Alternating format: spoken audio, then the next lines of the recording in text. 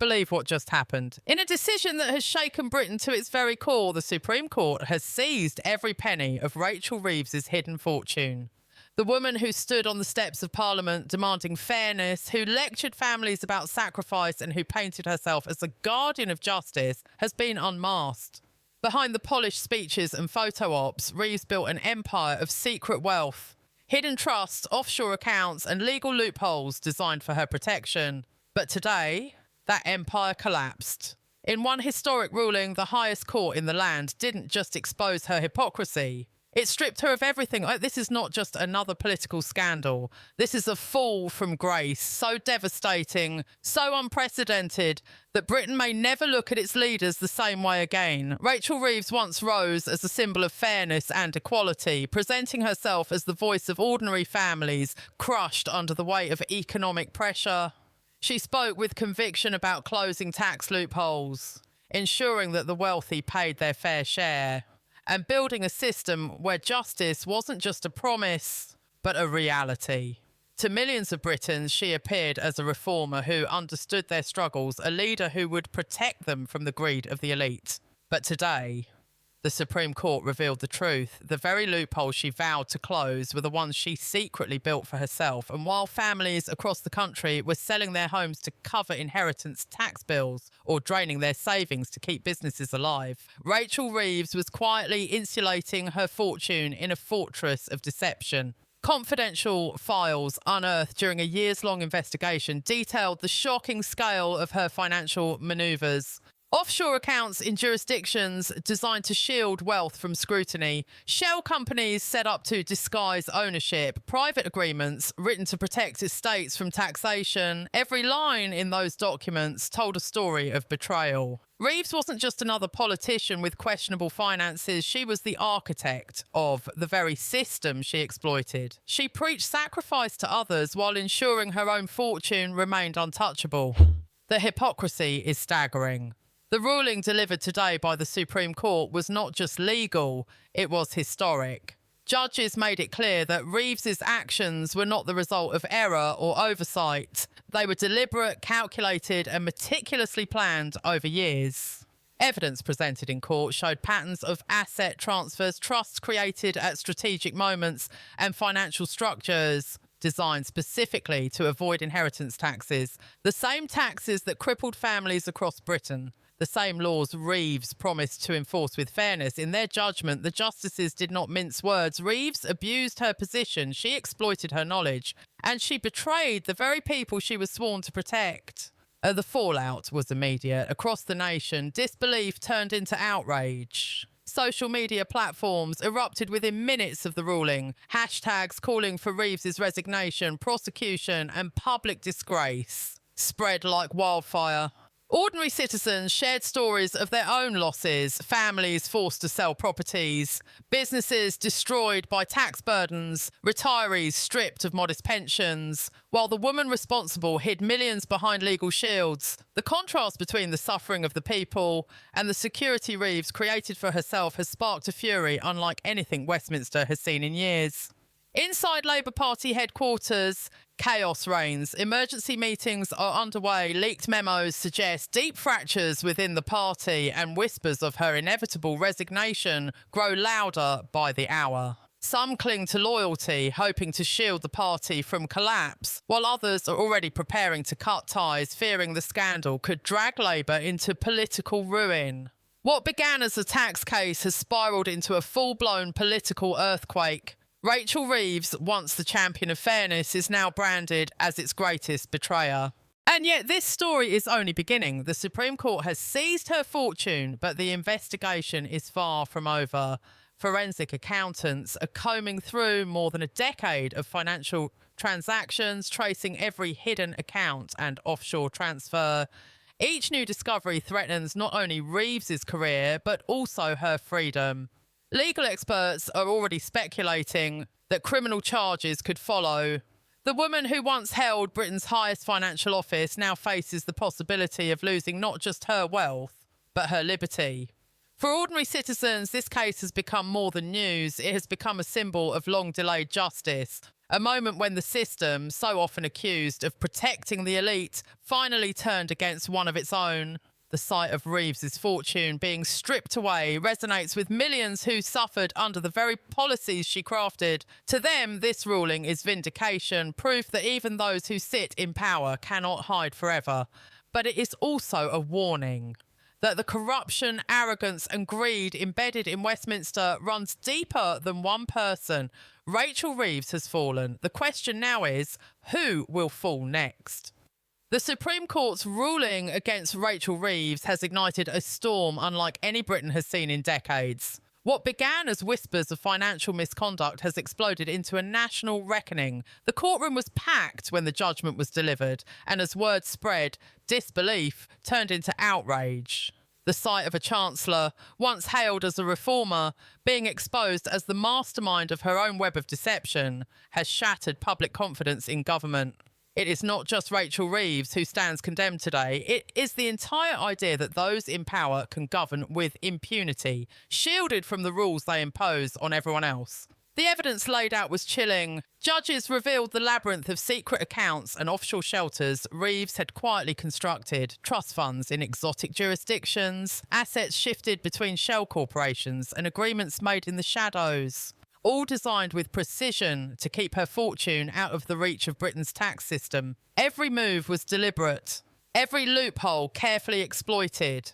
What makes this scandal devastating is not only the scale of her deception, but the fact that Reeves helped write the very rules she used to protect herself. She turned her insider knowledge into a weapon against the very citizens she claimed to defend. The hypocrisy has enraged the nation. Families that once believed Reeves stood for fairness now feel betrayed on a scale that words barely capture. Parents who lost family homes to inheritance taxes, children who saw businesses vanish, retirees who watched pensions erode. All now know that while they sacrificed, Reeves thrived. She didn't just escape the burden she imposed on others, she orchestrated her escape while demanding loyalty, obedience and trust from the people she betrayed. For many, this isn't just political scandal, it is personal. It is the proof that their suffering was avoidable, their sacrifices unnecessary, and that the pain of ordinary citizens was the price of Reeves's hidden fortune. Across Britain, anger is spilling into the streets. Protesters have gathered outside Parliament chanting for accountability, waving banners demanding Reeves's resignation and calling for broader investigations into political corruption. What began as a ruling against one politician has become a rallying cry against an entire system that many believe is rigged for the elite. Journalists and commentators describe the atmosphere as explosive. Every news outlet, every broadcast and every social media platform is consumed by this scandal. Hashtags calling Reeves a traitor to the people are trending at the top of every feed. The nation is not simply angry, it is united in outrage. Inside Westminster, panic is spreading like wildfire. Labour officials are deeply divided. Some argue that Reeves must resign immediately to save what remains of the party's credibility, while others urge caution, fearing that her resignation would confirm guilt and spark even greater backlash. But the truth is unavoidable. Reeves is toxic. Allies whisper in closed rooms, trying to decide if standing by her will destroy them too. Leaked messages reveal the fear running through her colleagues, many of whom worry that her downfall could drag the entire party into collapse. For Labour, this is more than a crisis. It is an existential threat. But the stakes reach beyond politics. Legal experts warn that this is only the beginning of Reeves's nightmare. The Supreme Court's decision to seize her fortune is unprecedented, but it may only be the first step. The detailed forensic review of her finances could lead directly to criminal charges, fraud, corruption, or even conspiracy. Every document, every transfer, every account will be scrutinised. And if even one piece of evidence suggests deliberate deception with criminal intent, Reeves could face not just disgrace, but prison. Imagine the image. The former Chancellor of the Exchequer, once one of the most powerful figures in the nation, reduced to a defendant in a criminal trial. The possibility is real, and it terrifies those still clinging to her defence. Ordinary citizens, however, see this as long-awaited justice. The scandal has struck a nerve because it touches on something deeper than politics. It strikes at the idea of fairness itself. For years, people have believed that the rich and powerful play by different rules, that laws are written for ordinary citizens but bent for the elite. Now, the Supreme Court has delivered a verdict that cuts through that perception, proving that even the most powerful can be stripped bare. For many, this is not just punishment for Reeves. It is hope that accountability might finally reach the highest levels of government. Still, beneath the celebrations lies unease. If Reeves could build such an empire of deception while hiding behind promises of fairness, who else is doing the same? Who else in Westminster has concealed fortunes, manipulated laws, and betrayed the public trust? The Supreme Court may have ended Reeves's career, but it has also opened a door to darker questions. Questions that Britain is now demanding be answered. But what truly set this case apart, and what has sent shockwaves through the very foundations of Parliament, is not just the fortune Rachel Reeves has lost, but the deeper secrets that the Supreme Court's ruling has forced into the light. For years, Reeves positioned herself as the voice of stability, the economic anchor in turbulent times, the politician who claimed to defend fairness and accountability. Yet the judgment has uncovered a staggering contradiction. While preaching restraint to the public, she was quietly amassing extraordinary wealth through backroom dealings, offshore accounts, and questionable partnerships with corporations that have long had their eyes on Britain's resources and infrastructure. The ruling made it clear her financial empire was not the result of sound planning or clever investment, but of exploitation, manipulation, and an arrogance that assumed she would never be caught.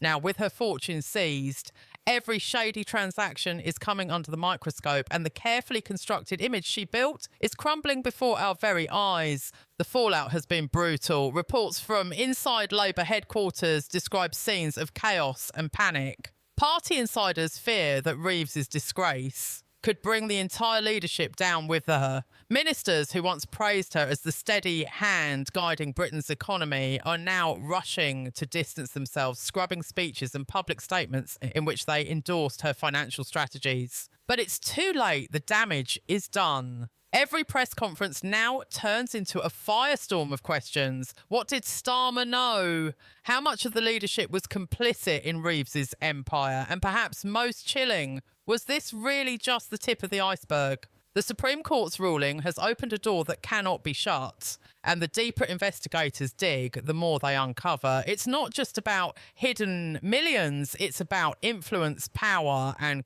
corruption at the very heart of government. For the public, the sense of betrayal runs deep.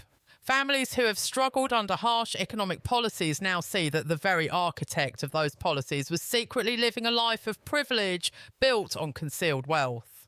Every speech Reeves gave about sacrifice, every warning she issued about tightening belts now rings hollow. Oh, social media is ablaze with fury. Hashtags like Reeves exposed and Hat Justice for Britain are trending globally, and protests outside Parliament grow larger by the day. Ordinary citizens are demanding answers, demanding accountability, and most of all, demanding to know whether their government has been serving them or merely serving itself. Some demonstrators have even gone so far as to call for immediate resignations across the entire Labour front bench, insisting that Reeves's disgrace proves the rot goes much deeper than one politician. And then comes the constitutional storm. Legal experts are debating whether this ruling, unprecedented in modern times, sets a new standard that could shake Britain's entire political establishment. If a sitting chancellor can have her fortune seized for corruption and hidden dealings, who else might be next? Could this open the floodgates for more investigations into those in power? Rumours swirl that other ministers are scrambling to cover their tracks, quietly moving assets, transferring properties, and deleting old communications. The ruling has not just ended Reeves's career, it has set off a chain reaction that threatens to expose an entire network of corruption and deceit. The Supreme Court's message was clear. No one, not even the most powerful figures in government, is beyond the reach of justice. But behind the legal shockwaves lies something even darker. An atmosphere of fear spreading across Westminster. Whispers echo through the halls of power. Who will be next?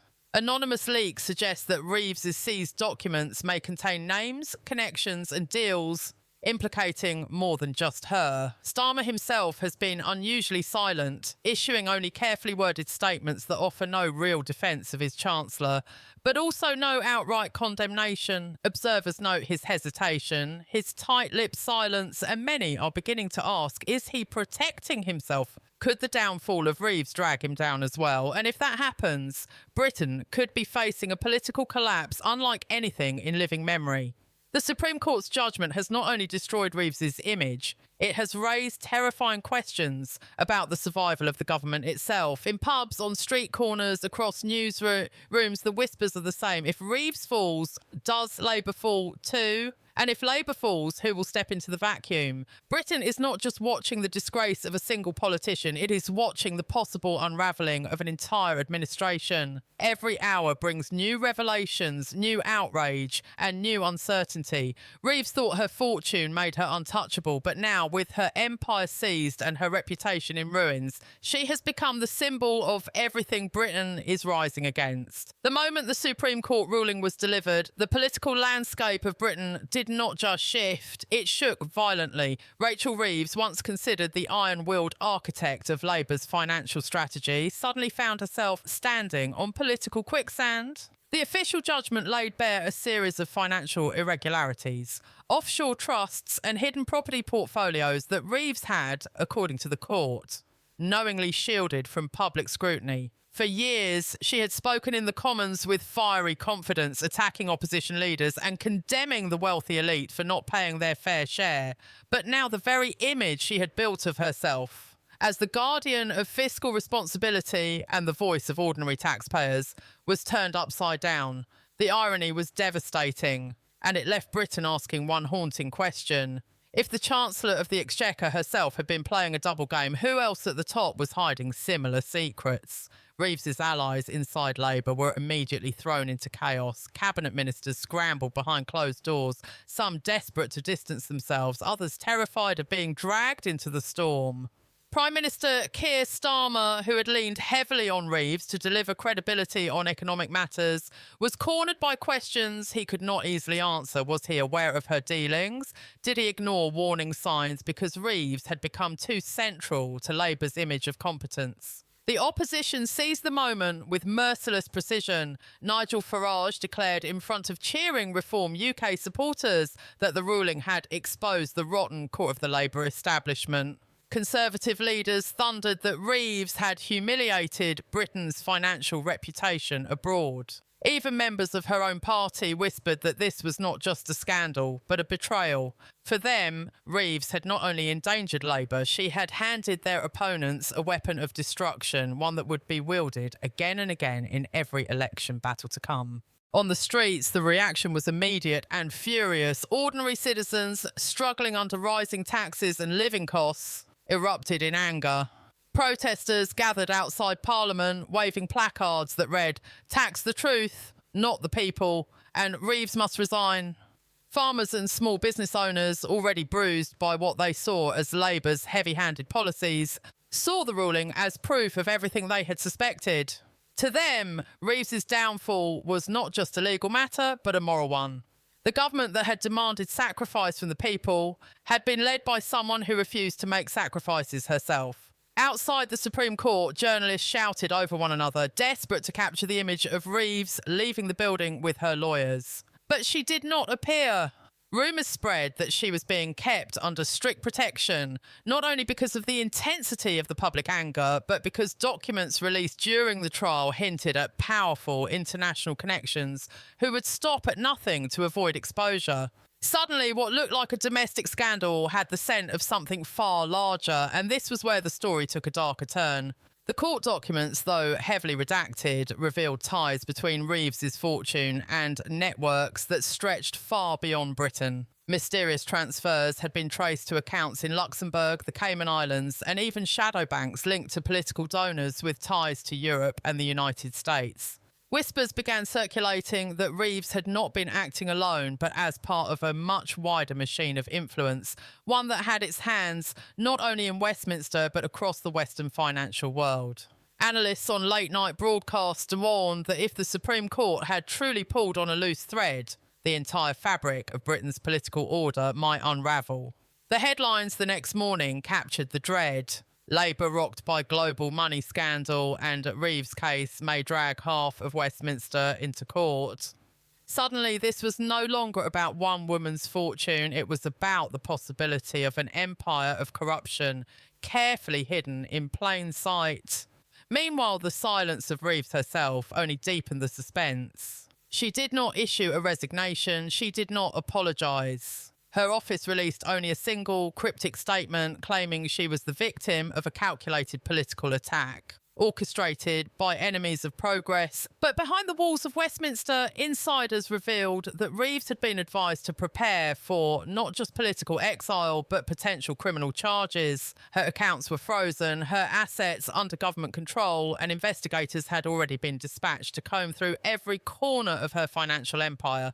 Yet those closest to her whispered that Reeves would never go down quietly. They claimed she had evidence, damning files, letters, even recordings that could expose others at the very top of government. If she was going to fall, she might decide to drag the whole establishment down with her. It was this possibility that terrified Labour's leadership most. For in a single day, Rachel Reeves had gone from being their greatest asset to their deadliest threat. The public watched in shock as the drama unfolded. Outside 10 Downing Street, crowds demanded answers. Would Starmer move to protect Reeves? Or would he cut her loose to save himself? Was Labour collapsing under the weight of its own hypocrisy? Or was this the beginning of an even greater scandal that would swallow both major parties? Every news cycle seemed to bring a new revelation, each more shocking than the last. But one thing had become clear. Britain was no longer dealing with a routine scandal.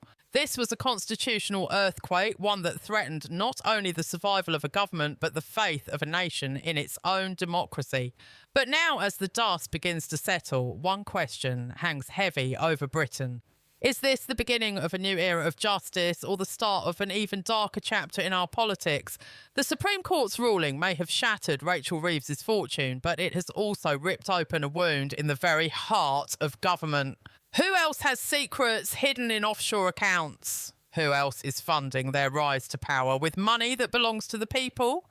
The whispers in Westminster are deafening. Some say Reeves was only the first domino to fall. Others insist this is just the tip of the iceberg, that behind her lies an entire network of politicians, donors and foreign agents pulling the strings of Britain's future.